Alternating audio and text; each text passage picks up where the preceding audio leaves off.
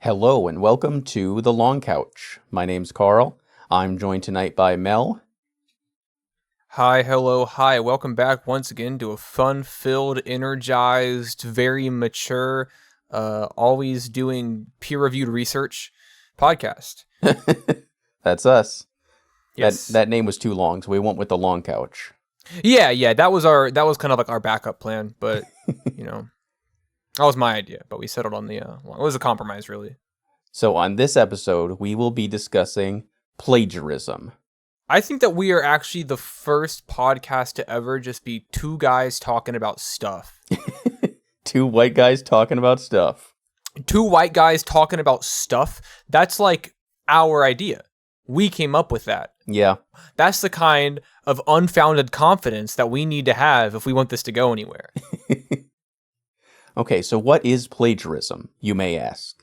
What is plagiarism? Plagiarism is the act of using someone else's work, ideas, or intellectual property without giving them proper credit or permission, and presenting it as one's own. This can include various forms of content, such as text, ideas, images, music, and more. I'm ready. Let's talk about people stealing shit. So, in order to not myself plagiarize, I'm going to credit my inspiration for this entry. This story is taken from the film theorist video, Did Disney Steal Finding Nemo? So that's what we're going to answer here. How appropriate and tactful of you. Yes.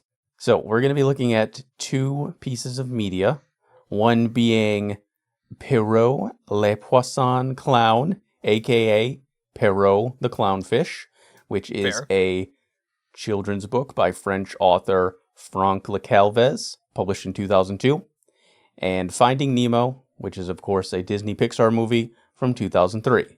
Okay. Nemo and Perrault are both orange clownfish with white stripes. They both live in a sea anemone. Don't all clownfish look like that and live in sea anemones though? Like I'm not trying to derail this. But most clownfish look the same, and clownfish infamously live inside sea anemone because not many other fish can. But continue. My fault. I'm interrupting. That is true, but why not? If you're going to make a fictional clownfish character, why can't he be green with purple stripes? And why can't he live in a nice little clownfish apartment? If you had a unique bone in your body, that's what you would do. That is true. So actually, they're fucking hacks. Absolutely. For making clownfish look like they look like in the real world and live where they live in the real world. Mm-hmm. They should be green and have a security deposit. Both Nemo and Perrault lose a parent, leading to a perilous journey to reunite with their remaining parent. And they are both aided by a surgeon fish. And in Nemo's case, that would be Dory, a cleaner shrimp, and other friendly fish. So, there are definitely some similarities here, but does it count enough to be plagiarism? That's actually pretty close. Yeah, did Disney steal the idea for Finding Nemo from a children's book? Did they think, well, it's a French children's book, it's not super popular, let's just take this idea and call it our own and just profit off of somebody else's concept? Let's dive deeper, pun intended, into Le Calvez's book. So, in 1995, Franck Le Calvez, an aspiring filmmaker from France, created a clownfish character named Perrault. After years of unsuccessfully pitching Perrault as a movie in 2002, he decided to instead publish a book titled Perrault le Poisson Clown. Yes, I have been practicing. Nice. I can tell. He spent over $70,000 to self-publish 2,000 copies of his book, which he was able to sell to bookstores. He's kind of living the dream, right? Yeah, he's his dream of having a clownfish based children's entertainment IP is finally taking shape. Also, 70,000 divided by 2,000 is 35. Are we implying that we're looking at like a $35 per book cost to publish these things? Well, we'll get to that. That is crazy. Okay. Oh wow. Okay. Oh wow. Okay. I thought I was just pointing out a little small unrecognized facet of this, but apparently. Well, clearly this guy was passionate. He didn't mind taking a loss. No. Yeah, for sure. He's this is a passion project. He just wants Perot to, be tangible, see the light of day in some sort of form. See, and when he couldn't get the movie made, he said, okay, well, I'll do the next best thing. I'll do a book. And he managed to self-publish and get this book onto shelves. So where did it go from there? Let's find out. In the same year, Le Calvez registered his screenplay featuring Perot with the French Society of Authors. So he got the copyright. It was official. He owned that screenplay idea. So can you imagine creating your little clownfish character and you're writing the screenplay around it, and then out of the blue, 2003, Finding Nemo happens, starring the titular clownfish character Nemo, and they stole your ideas. Yeah, listen, I don't know where this story is going. I actually I've never heard of Perot, the clownfish. However, I'm gonna put myself in Le Calvez's shoes here. I'm gonna get a coffee and a cigarette, and I'm gonna think about this. You should get a baguette if you're gonna put yourself in his shoes. And a baguette as well. Definitely. These are, if I woke up and I saw that Disney, an animation company or an entertainment company at this point that has been a behemoth, a giant in the industry for decades, making a movie that is almost the exact same plot as my children's book, I'm not gonna lie, I would feel like, 100% that shit was taken from me. And imagine how he felt when French bookstores refused to sell his book because, well, this is a ripoff of Finding Nemo, don't you know? That's fucked up. Even though his book came out the year before Finding Nemo. Yeah, that just adds insult to injury. It's like, wow, this movie most definitely, I feel like, stole the plot of my IP, are marketing it as their own, and are raking in millions. And now bookstores are like, we can't sell your book. That's too close to Nemo. Even though that came out first, dude, I would be livid. I mean, I would at this point in Le Calvez's life, I would truly be considering some dubious actions. Well, he took some dubious actions by suing them. Nice. In 2003, Le Calvez sued Disney Pixar for stealing his idea and infringing his copyright, because you have to remember, he owns the copyright to his book, his character, and he owns the copyright for the screenplay they wrote, which has a lot of similar plot points. Yes. So he took him to court. Now, this is where it gets a little fishy. It turns out that there was plagiarism going on here. But it wasn't what you think. Oh, what the fuck? Really? Let's look more closely at the plots and the elements of both these stories, and we can see some dubious elements, and we can make some distinctions between the two that prove that, well, Disney didn't just steal this idea, but it may in fact be the other way around. As you said, Mel, in nature, clownfish are red and orange. With white stripes, They live in sea anemone. Two clownfish characters being similar is kind of just like a common conclusion that two artists could come to. Yeah, exactly. That could happen. If you're going to make a clownfish character for your movie, they're probably going to look similar because, well, that's just what clownfish look like in real life. I'm listening. So it's difficult to argue that, hey, they stole my character because their character is also a clownfish, because you can't own the image of a clownfish, a thing that exists in real life. Yes. Like, Disney doesn't own every mouse character. They just own the specific one. Well, not anymore, but they own Mickey Mouse specifically. Yeah, you don't see Speedy Gonzales and it's like, yep, that's plagiarizing Mickey Mouse. Because they're both mice. And while the premise of the two stories seems similar at a glance, Perot loses his father and reunites with his mother, while Nemo loses his mother, is abducted, and it leads his father to go on a journey to reunite with him. That's fair, and I can understand that, as we sort of get to the finer details, discrepancies are bound to be found. That is actually still similar enough to me to be like, yeah, that could very well be a ripoff. Even so, Le Calvez has to point to his screenplay and all the plot details and say, this is similar, within the margin of, they stole this is plagiarism, this is not a coincidence. Yeah, I mean, I think that it's like, well, in this French guy's children's book, the clownfish kid's dad dies, so he's got to reunite with his mother. I mean, why don't we just say that in our movie, the mom dies and he's got to reunite with his father, but also like the dad's trying to find him instead. Yeah, Finding Nemo features the father searching for the titular character, not the other way around. I'm just saying, I feel like, and then at this point in the story, I'm just following along the story. I don't want to jump to conclusions yet. I'm just saying, at this point in the story, I feel like you could maybe say that there's not that many degrees of separation in terms of plot point changes. So far, I've never seen or read the book or whatever, but just so far, I understand that there is somewhat of a feasible case to be made against Disney Pixar. Well, unfortunately, French courts didn't feel quite the same way. Damn. Immediately, huh? Based on the specific things that happened in his screenplay and his book and the things that happened in the movie, they're just not similar enough to count as infringement. Okay. Not to mention, the similarity was claimed that a surgeonfish helps the titular character. Well, surgeonfish, which Dory, as a blue tang, is a member of that family, that's a really big family. So just having another character who is part of that large fish family doesn't count as copying or plagiarizing.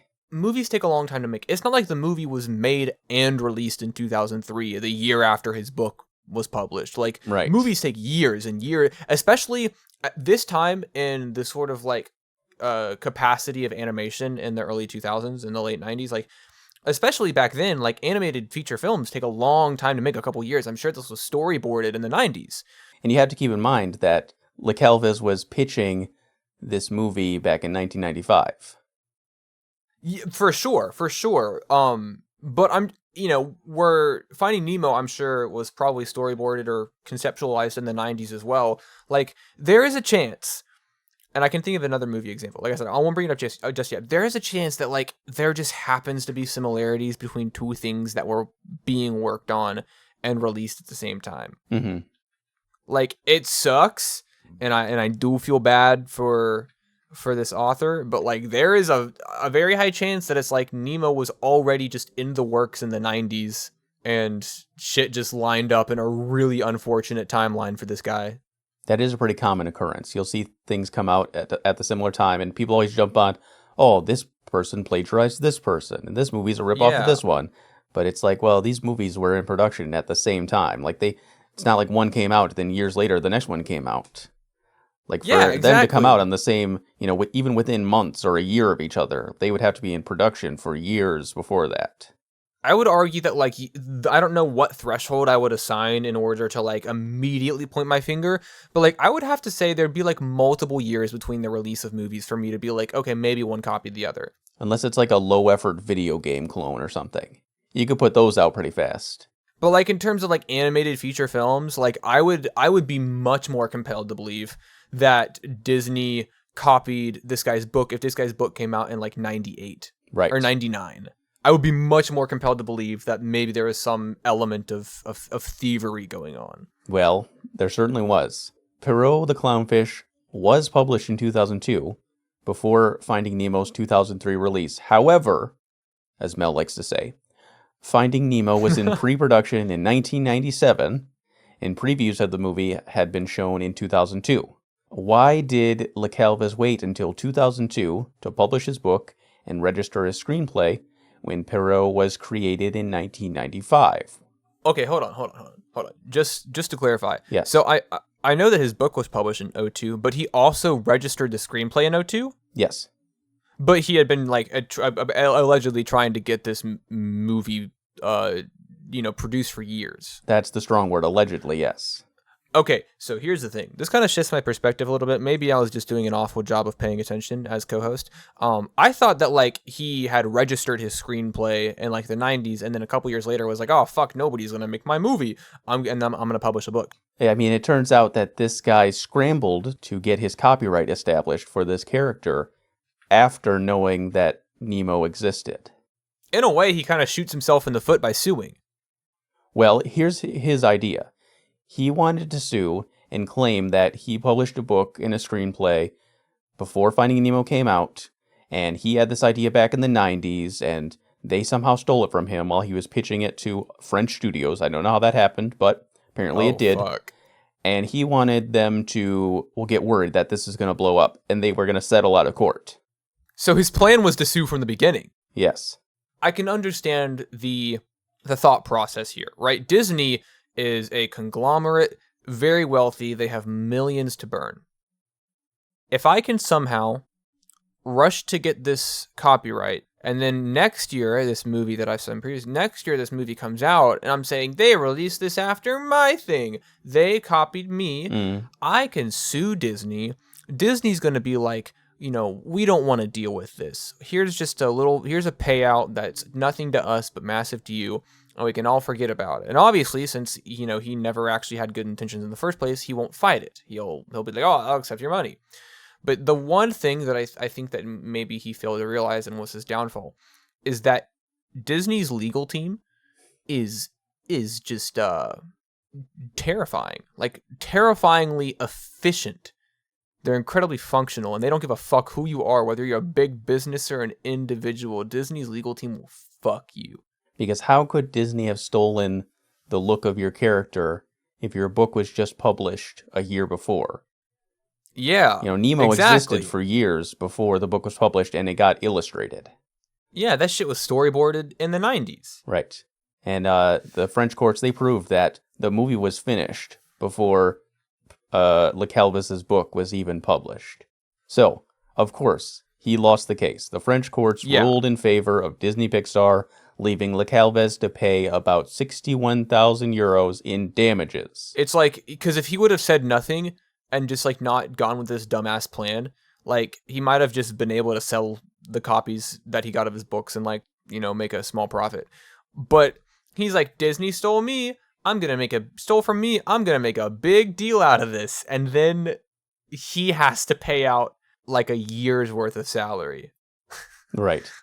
Well, this all hinged on Disney caving and just settling outside of court. Because he wouldn't have been able to sell his book as soon as Finding Nemo came out. Because, as we saw, they stopped selling it thinking it was a ripoff of Finding Nemo. Yeah, exactly. He had to get his book published and his copyrights all in order for his similar character in order to make this claim that Disney stole from me. My thing was first. Yeah, just a bad plan from the beginning. And it ended up backfiring terribly. Yeah, that backfired really bad. So we're sticking with Disney for this one. Okay. Now, they may not have stolen the idea for Finding Nemo, but The Lion King... this one is more of a solid case because there are actually visual similarities that we can look at side by side and see pretty clearly that The Lion King was heavily inspired, and even in some cases they stole elements from Kimba the White Lion. Kimba the White Lion was a manga published by Osamu Tezuka in 1950, and it was adapted into an anime in 1965. And of course, The Lion King was a Disney movie from 1994. I'm not going to plagiarize here. This is inspired by Your Movie Sucks video, Kimba the White Lion. So, let's look at the similarities between these two stories. So, Kimba, Simba, Hello. The names, they didn't even try, obviously. Both Kimba and Simba lose their fathers as cubs. It's like they weren't even trying to hide it. I smell something, and it smells like plagiarism. They both got warthog, baboon, and bird friends. They both see their father's image projected in the sky. They're both antagonized by hyenas and a lion with a facial scar. And The Lion King began pre-production around the same time that Tezuka passed away. So it's almost like they were waiting for him to die to start plagiarizing him. That's a fucked up thing to say about little old Disney, underdog Disney. So unlike the previous story where we just had kind of vague claims and this is kind of similar, we actually have footage from both these movies, and it's frame in by a lot of frame cases analysis. it's like a shot for shot ripoff of Kimba stuff. So there are tons and tons of these videos that compile, like, you can get like an 8-minute video out of, here's a scene from The Lion King, here's a scene from Kimba that came years earlier. It's like basically just a copy. Like, they hardly tried. It's like, can I copy your homework kind of thing. I saw one of these videos and I was convinced. Like, I had no idea that The Lion King had like such a suspect creation. You said enough empirical evidence for me. Fuck The Lion King. I mean, maybe not fuck The Lion King, but like, I'd never heard of Kimba. I mean, who has really? Who has really? A lot of Japan and some of a Western audience, I believe. Sure, but that's kind of the thing where Disney, they'll steal something from a different country or something that's not super popular in America. Oh, they stole from the French. Yes. And now they're stealing from the Japanese. Exactly. And especially when it's something that came out in the 60s. It's a lot easier to steal from something that's kind of faded from people's memories or people in the West are not super familiar with. I mean, they have Pride Rock. Yeah, dude, the lions are sitting on the rock looking at the stuff. I mean, come on. That's cut and dry. So, original early concept art of Simba shows him as a white lion. And Matthew Broderick, who plays the adult version of Simba, here's a quote from him. "I thought they meant Kimba, who was a white lion on TV when I was a little kid, so I kept telling everyone I was going to play Kimba." Where did he get this idea that he was going to be playing Kimba in The Lion King? You heard it straight from the horse's mouth, or should I say the lion's mouth. So clearly, people on the production team of The Lion King knew about Kimba. Yeah, Ferris Bueller wouldn't lie to me. Right. And somewhere along the line, he got this idea that he was going to be playing Kimba the White Lion. Well, maybe at some point they said, well, this is Kimba, he's a white lion, but then they got, like, cold feet, and they said, well, let's change his name to Simba, we'll change his color, and then maybe we can get away with this. So, no legal action was taken by Tezuka Productions. This is all just kind of speculation. There was no judge made a decision on this one. Disney has not paid for their crimes. Yeah, they got away with it, basically. Yeah, it's the perfect crime. Blatantly plagiarize Kimba the White Lion, spit in the face of a recently deceased man, and profit millions of dollars. Most popular animated film of all time. That's not true. That's hyperbole, but... All right, well, this is the part of the podcast where we drop the kayfabe, and let's look at some facts here. So, first of all, the name, Simba, Kimba, they sound kind of similar, right? Yeah. They must have stolen something. Until you realize that Simba is just Swahili for lion. And a lot of the character names in Lion King follow this trend. They're Swahili for certain characteristics. Simba, correct me if I'm wrong here, but like I know that Simba being Swahili for lion is like the big reason that Simba in the movie's name was Simba. But Simba is just like Simba is just like already a popular like Swahili name though. Like for like actual like human children. Right, because it also means strength. Okay. Yeah, okay. That's what I thought. I thought Simba was kind of just like along the lines of like Simba means lion the same way that John means toilet. Faith?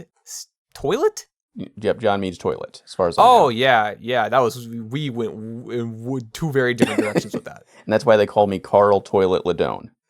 Yeah, that's, I mean, I've called you that for years. It's all thanks to my dad, Toilet.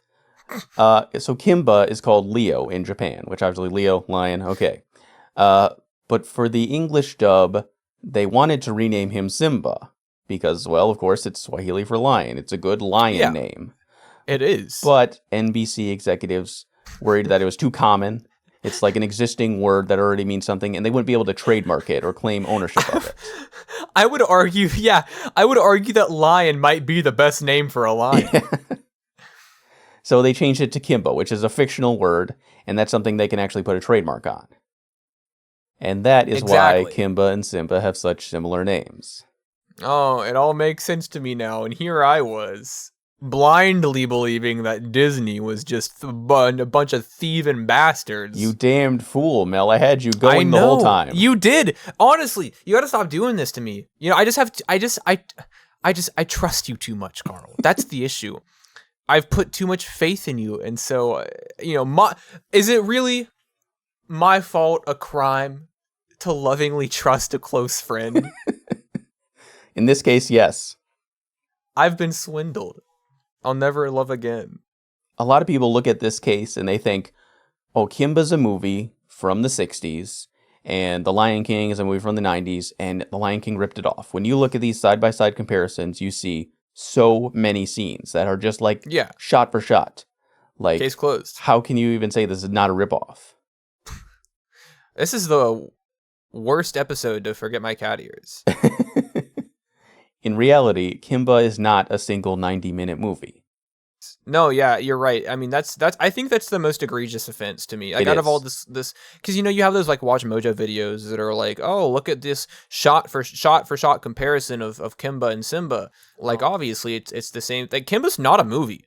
Mm-hmm. Like, there are Kimba movies, but there are multiple movies and series. Yeah. So the reason I even found this story is because I watched one of those videos, one of those clickbait videos that says, "Oh, did the Lion King rip off this movie from the 60s? Is this a ripoff of Kimba the White Lion?" And I watched it and I was like, holy shit, like this is spot on. You're like, damn. I was convinced. Like if I had not dug deeper, I would be on that side. Well, the thing about those like Watch Mojo videos and shit is that they are one of two things. Either A, made in incredibly bad faith, or two, incredibly uneducated. Mm-hmm. Because like yes, there are frames that if you put side by side, like you can find very, very similar frames between Kimba and the Lion King. We've joked about it, but like you have proven that to me. Like there are frames that you can put side by side and you're like, that's the same fucking thing. But I mean, it's unbelievable to me, like that somebody would, make something such like so clickbaity and such bad faith, knowing that like they're just not similar at all. But I think that as somebody who used to be a journalism major in college, I know, high accolade, but as somebody who used to be a journalism major in college, I think it's actually more depressing that they just did that little amount of research. Either that or they're intentionally just trying to spin this narrative. Because, I mean, Disney being the bad guy, that sells. And it's already a super common narrative as well. Mm-hmm. Like, not to defend Disney, but like The Lion King just wasn't fucking copied. Right. I didn't get enough time. I was limited on research time, but I did want the last entry to be like, Disney actually stole here. Unfortunately, I'm going to have to say that for part 2. Oh, okay. Because I am not a Disney stan. I'm not defending them. These are just two interesting cases of, accused plagiarism. I think that plagiarism is one of those things that's really difficult to sort of like quantify or like kind of like find a common metric to count by, because plagiarism is one of, in my mind, at least socially in entertainment, is one of the most like sort of sensationalized taboos or controversies. Yeah. Like you bridge a gap between two details or facets of two different songs, movies, IPs, whatever, and you find a connection, and then you get to go, oh my god, this person copied this person, and it's very sensational because you get to put someone on blast. It's like in terms of like tabloid drama, like it's in quotations fun. Think about like music. There are so many songs out there, and there's such limited amount of stuff you can do in music, just because of the nature of it, that it's easy to cherry pick something and say, look, this thing rips off this thing because they're similar. I mean, how many songs are there that have like a C, A minor, G, F chord progression or whatever? Right. It's so easy to find connections if you try. Like, for example, Kimba is a television series that aired a pretty, sizable amount of episodes, right? The Lion King is a 90-minute movie. Mm-hmm. So where the concepts are already kind of similar, it's about like a lion cub, you can cherry pick frames from all of these episodes and multiple movies of Kimba, and you're going to find similarities. One, because you want to. You're going to find similarities because you want to find them. And you could kind of have to squint your eyes a little bit and tilt your head, but if you want there to be a connection, you're going to find one. Yeah, if I had the entirety of One Piece to cherry pick from, I could probably make Pirates of the Caribbean look like it was a shot-for-shot ripoff of One Piece. Exactly, because there's so much One Piece. Exactly. And that's the case here, because Kimba the White Lion has a 1965 series. It has a 1966 film, Jungle Emperor. It has a 1966 sequel series, Jungle Emperor Onward Leo. It has a 1989 series, The New Adventures of Kimba the White Lion, and a 1991 symphonic poem film. That one's crazy. That's a crazy thing to just do for any IP, I think. Yeah, and this is all before The Lion King came out. Yeah. And then, after 1994, when The Lion King came out, they had another Kimba movie in 1997. They had a short film in 2000 and a made-for-TV movie in 2009. So there is more Kimba stuff that came out after The Lion King. And in some of those instances, they ripped off The Lion King. Yeah. I think that's probably the funniest kind of like realization about all of this. You know, people are like, "Oh, the Lion King copy King," blah, blah, blah, blah, blah, blah. But yeah, it's like you watch the Jungle Emperor Leo stuff that came out after the Lion King, and it's like, oh wait, hold on a minute. A lot of these comparison videos, they draw from the 1997 film, and they say, "Look at this, The Lion King ripped this off because Kimba existed before The Lion King. Somehow that means every piece of media that came out even after The Lion King is a ripoff." Yeah, if I make a song, if I like start music before like somebody else does, and they make a song and I just like blatantly rip off that song, I'm like, I've been doing this longer. They copied me. Yeah, remember? that's pretty much the case of it. Remember when I was around before them? You're kind of warping the narrative of like, look, Kimba's from the 50s, and then you show a clip from a 1998 movie. Mm-hmm. Yeah, and when you have that much footage to choose from, and you only have to match it to scenes in like a 90-minute movie, it's pretty easy to find stuff that looks similar. Especially when there are both stories about lions in Africa, doing African lion stuff. Exactly. So, both characters lose their fathers as cubs, that's true. But, I mean, Kimba does it in the pilot episode, and it's pretty much, like, just part of the plot. It's non-consequential, really. Yeah, it's just like an introduction almost. It's like, oh, your father's dead, and now you're king of the jungle. Now, let's go forward with the plot. Yeah. Whereas, of course, Simba, I mean, it is pivotal to the plot, but it's like a big emotional plot point in that movie. It's like it has weight. Yeah. Like in the Kimba the White Lion series, they're just, how can we make this unprepared cub, prematurely king of the jungle? Mm-hmm. And I mean, not to mention, The Lion King is based on Hamlet, and that's just a plot point of Hamlet. So both Kimba and Simba have warthog, baboon, and bird friends. These are just common African animals. It's unavoidable. And with how many episodes that Kimba had, like the warthog only appears in one episode of one of the series. He's not a main character. No, he's just in one episode, and he's also kind of a dick. Unlike Pumbaa. Yeah, who's not a dick, and is in the whole movie. Yeah. They both see their father's image projected in the sky. A lot of people like to point to, adult Simba seeing his father in the clouds, and then they put it up against this cloud lion from one of the Kimba movies. But weirdly enough, the cloud lion is not sentient, and the cloud lion is actually Kimba, and it's actually Kimba's son who is seeing Kimba in the clouds. So it's not a direct comparison. And that was just one shot from one Kimba movie throughout the years. Yeah, I mean, in The Lion King, it's like a whole spiritual experience. Mm-hmm. And then in the Kimba, it's like... It's just a visual motif. Yeah, exactly. It's nothing. It's nothing. I've changed my mind. I think that Disney is innocent. Like I said earlier, underdog Disney. Uh-huh. They're always getting punched down on. Poor Disney. They have suffered too much at the hands of the higher-up elitist 1% villains in the animation industry. Speaking of villains, they're both antagonized by hyenas and a lion with a facial scar. Oh, no. Oh, no. Well, if you have to make evil animal characters, I don't think making hyenas is really that much of a stretch, right? No, I mean, they're carnivores, Yeah, and they laugh maniacally. That's kind of their thing. Yeah, they do that shit in real life. Yeah, naturally. And if you're a lion character, you want to have a villain that's also a lion, fighting for power, and giving your villain a facial scar is like just a common trope. Yeah, villains with facial scars, that's like, I mean, I know that both of these things came out after this movie, so I'm not saying like, oh, they did this too, but like, think about like Anakin from, Revenge of the Sith, or think about, it's a parody, but like Dr. Evil from Austin Powers is literally parodying the fact that bad guys have scars. That's how common it is, yeah. Yeah, exactly. It's so common that a movie made a joke about it and everyone understood why he had that scar. And the evil lion character, Claw, is like not, he is a reoccurring character, but he's not like the pivotal antagonist like No, he's Kimba's one of many. mortal enemy. He's just like a villain of the week. But if you put a picture of Claw up next to Scar, you're like, holy shit, these are the same character. Yeah, exactly. You put two just unrelated but isolated frames, and you're like, oh my god, they even have a lion with a scar on his face. Mm-hmm. And lastly, The Lion King began pre-production in 1988. Tezuka died in 1989. It's just an unfortunate coincidence. I don't think they were just waiting for him to die.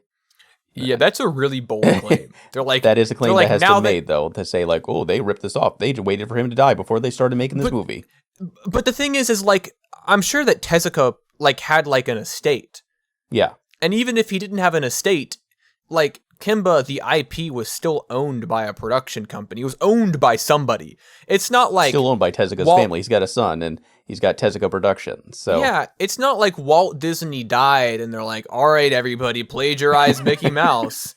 It's like, no, the company Disney still owns the IP and is very persistent on, pursuing litigation should somebody plagiarize or infringe upon that IP. That's a bad example. We got to stop using Mickey Mouse as an example.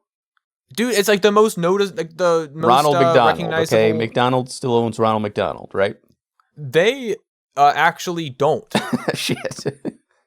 Believe it or not, they don't use Ronald McDonald in advertising because Ronald McDonald is used as the face of the Ronald McDonald charity, and so that's why they use like the other shit because Ronald McDonald is. That was a really unfortunate example. Like, you picked the one thing that actually wasn't the case. Let's take a look at the hot topic currently. This is right off the press. Yeah, this is Pokemon from 1996. I just said it like a total normie. Pokemon from 1996. Oh, wow, there you go. Versus Palworld from 2024.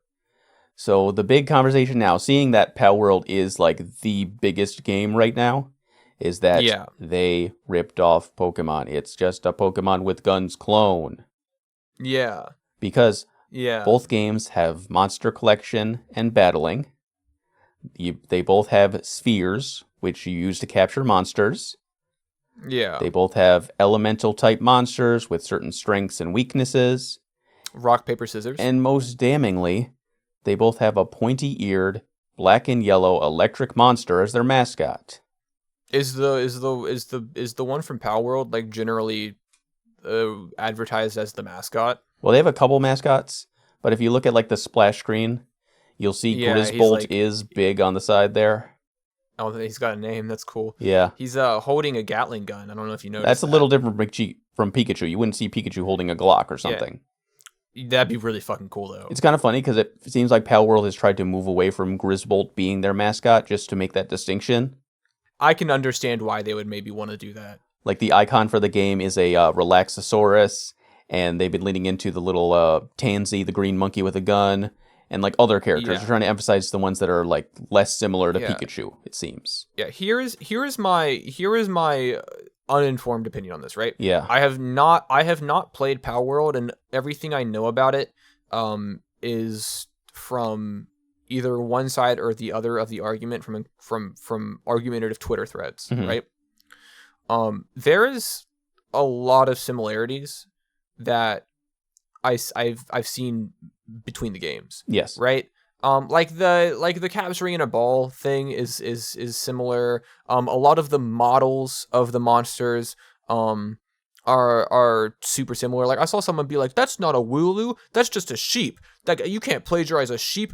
No, it looks like a Wooloo. Like so there's a lot of like monsters whose models are very, very similar to Pokemon. And here's the thing. Is Palworld plagiarizing Pokemon? They're sure as hell inspired by it, but I don't know the legality of it. So I mean, plagiarism ?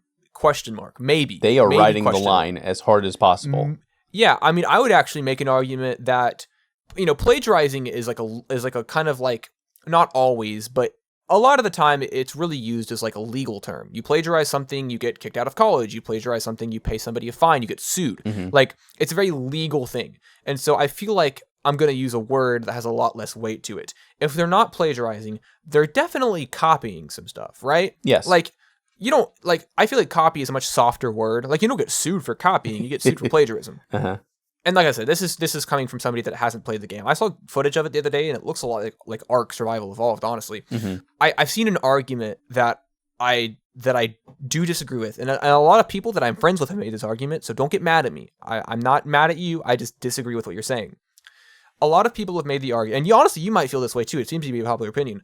Oh, it's good that Palworld is plagiarizing Pokemon because they're doing something interesting with the idea, and it'll put Game Freak and Nintendo in a position to where they have to step up their game because they're getting beat out by the competitor. Right, I've heard that before. I disagree with that statement. And I agree. Like I said, it seems to be a pretty popular statement, but I think it's kind of silly. Imagine you make a song, right? And then somebody makes a song that is blatantly ripping off yours, right? And you're like, they copied me, but everyone says, well, they did it better than you. They took your thing and they did it better than you. So really, it should actually incentivize you to make better music. They're copying you and they did it better. Therefore, you do better. You make better music if you don't want us to listen to this person over you. No, that's not how that works. They still copied you. They still took your shit. Okay, this is nuanced. So I agree that you should not plagiarize something to have that effect, but it is okay to copy something to have that effect. Obviously, there's a lot of, like you said, there's a lot of nuance to the conversation about Palworld and Pokemon, but I think that the specific argument is accepting that it's plagiarism, but being okay with it because it's better than the recent Pokemon games is silly.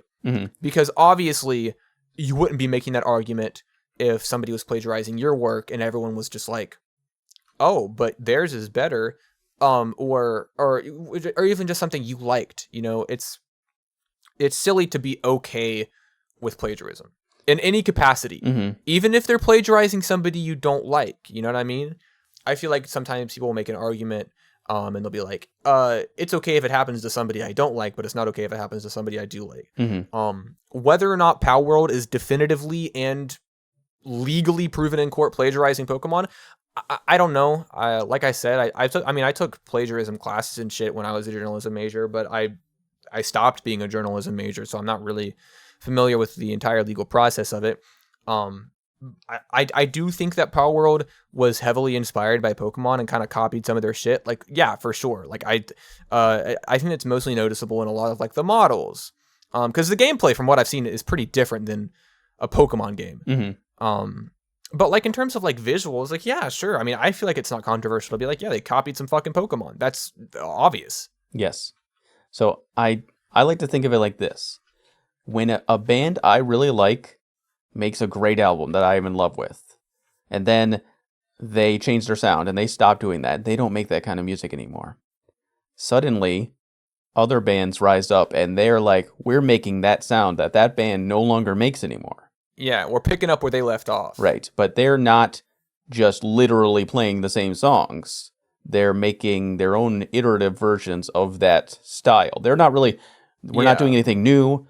We're giving you that sound that you love that this band is no longer doing anymore. They've moved on, but we're doing more of this sound because it's good and it needs to be explored more.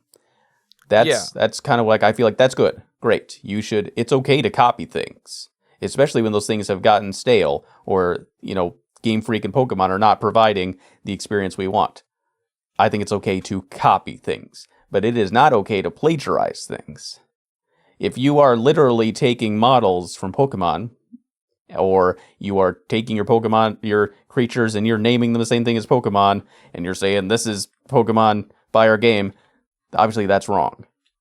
Yeah, and the thing is like I do think that with something like this, there is it's kind of hard to draw a line, right? Like it's hard to say this is inspiration, this is copying, this is plagiarism, this is a coincidence. Like it's hard to sort of come to those conclusions, and that's why I'm not in charge of that. But I don't feel like I know enough about Palworld to definitively be like, this is a bad faith plagiarism. They're trying to hide it.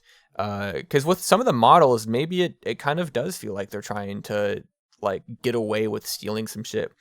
But I don't know. I don't feel like I know enough about it. But from what I've seen, I feel like there's no way it is a controversial take to be like, yes, they copied Pokemon. Well, let me see if I can't sway you one way or the other. Okay. So obviously, I think it's just a definitive fact that Palworld's pals are copies or clones or very, very similar to Pokemon. Yeah, I mean, literally the least offensive statement possible. They're inspired by Pokemon. Right. At the very least, they're inspired.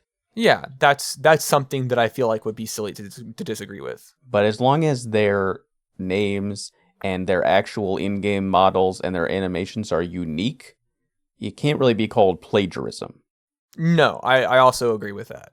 And if you want to make a creature that's like a cute little penguin, there's only so many ways you can do that. Especially when you are emulating the Japanese Pokemon cute monster style. Yes. So, the Pokemon Company is currently investigating the Palworld developers' Pocket Pair, but no legal action has been taken. Okay. That's kind of what I expected. Yeah, because we all know that Nintendo is super litigious. They will jump on Yes. anything that infringes them. Now, granted, Pokemon is co-owned by Game Freak and the Pokemon Company and Nintendo, but they have jumped on mods that actually include Pokemon in Palworld. Yes, I have seen that, and that's a no-go. Well, I listen. I don't want to be like a big Nintendo defender because they have like you said, like their litigious nature has actually a lot of the time been a very disagreeable behavior.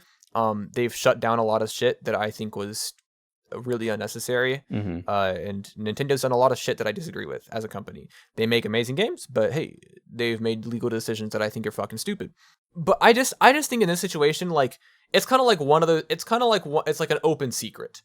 There's just too many differences to like I think that actually make like a legal case. Like we can all kind of cross our arms and be like they copied Pokemon, Mm-hmm. but like I feel like there is a calculated amount of discrepancies to prevent any sort of legal action from sticking. Yeah, they cover their asses. And I feel like if Nintendo could have taken action, they would have already.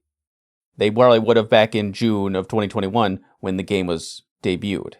Yeah, or maybe they're building a case, but I just don't see it reaching some sort of finality. I think this game would not have been allowed to even finish development or even come out if there had been real plagiarism here.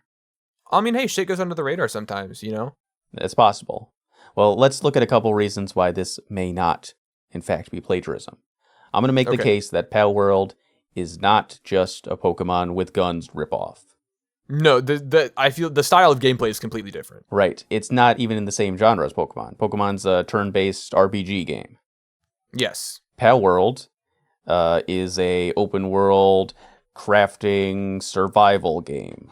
So Palworld also takes elements from Breath of the Wild, Elden Ring, and Ark Survival Evolved. Stuff like that. It's in a totally different genre.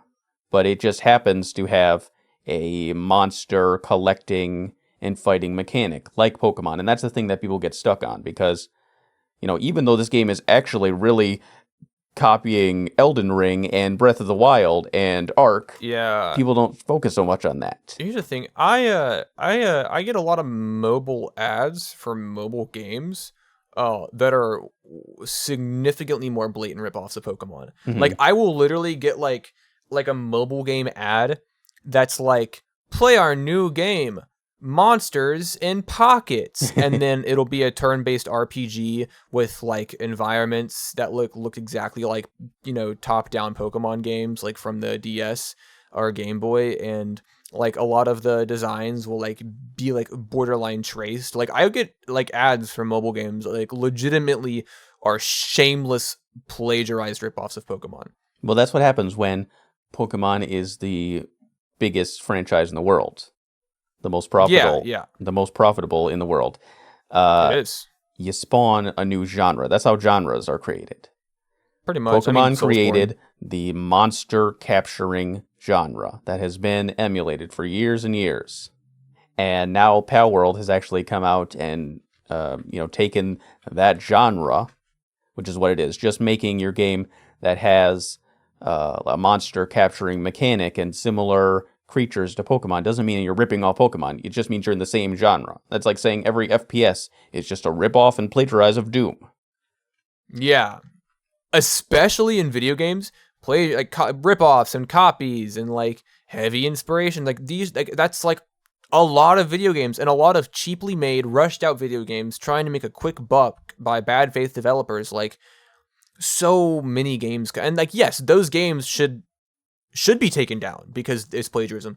From what I've seen, of course, I haven't played it. From what I've seen, just doesn't hit the same blatant criteria that those other games do. And like you said, like I think that they very intentionally and methodically covered their asses. Yeah.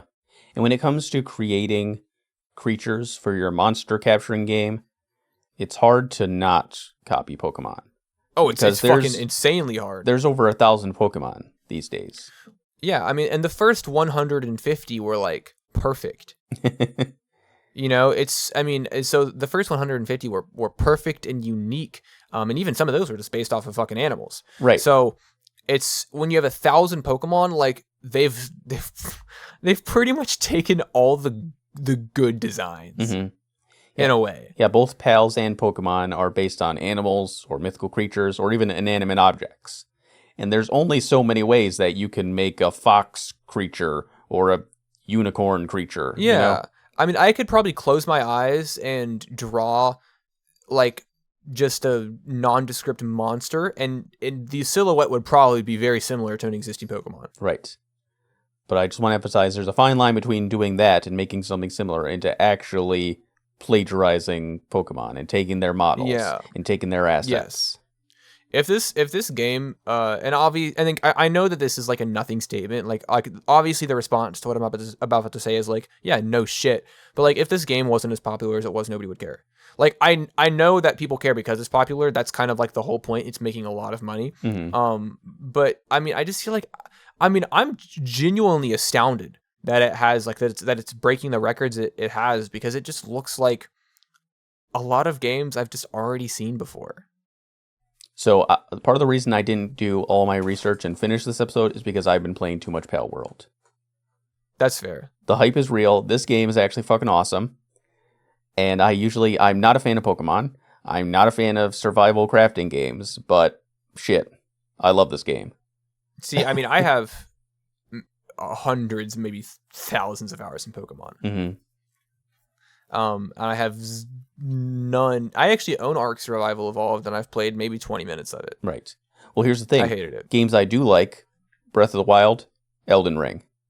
Both of those games are, Palworld imitates both of those games. So there's something there for me. And even, just having my base and being able to have the little pals automate stuff for me, I think is awesome. And having them in battle, like, it's a really interesting spin on. It's not just Pokemon with guns. That would imply that it's a turn-based RPG with guns. It's more like a survival crafting game with Pokemon. Yeah, okay, fair. In terms of like plagiarism, we're really just talking about like models here. In terms of gameplay, it's not the same at all. So I think this game is similar to Pokemon. I mean, one, because it's unavoidable, and two, because they want to appeal to Pokemon fans, especially the disenchanted ones. Yeah, naturally. I mean, the Pokemon games have been sucking lately, and it's a lot easier to get people to come over to a game it's kind of similar to Pokemon. We've got the designs and characters that are similar to the ones you already know. Yeah, we can like kind of reel you in with that appeal. Right, because they want to be the next biggest IP in the world. So it's easier to do that if your baseline is like already similar to the thing that already exists. Yes, 100%. I mean, yeah, every Soulsborne game wants to be the new Dark Souls. So they make their game similar enough to that existing fans of that franchise will feel familiar with it. And maybe they can just take that top spot. Exactly. There's already that level of familiarity. You don't have to get them warmed up to an entirely new concept. You just, So I would say, unless something new comes out of their investigation, Palworld is not plagiarism. It is just like heavily inspired. It's copying. I'll go as far as to say it's copying, but it's in the same genre of monster capturing games as Pokemon is. I would say the biggest case for plagiarism they made is probably in similarities between monster like models. Yeah, that I would say is actually probably the only thing that would maybe even kind of stick. Otherwise, no, fuck that. Okay, this has been Plagiarism. We'll see you next Tuesday on the next episode of The Long Couch. Yeah, catch me in my new podcast that I'm starting with somebody else called The Wide Chair. We kind of get on there. We kind of, I play the straight man, and I kind of read off topics, and somebody else reacts to them. It's I'll look forward it's to a that. novel. That's Yeah. funny because I'm also doing another podcast. It's called the Jogan Experience. That's crazy. I'm gonna What be do playing. you do? I'm playing a character called Jogan, and I'm gonna interview like famous people. It's gonna be great. Dude, that sounds so good. Also, the Rojogan Experience, I bet you is already a fucking Midwest emo band. Damn it. Thank you for listening. Bye.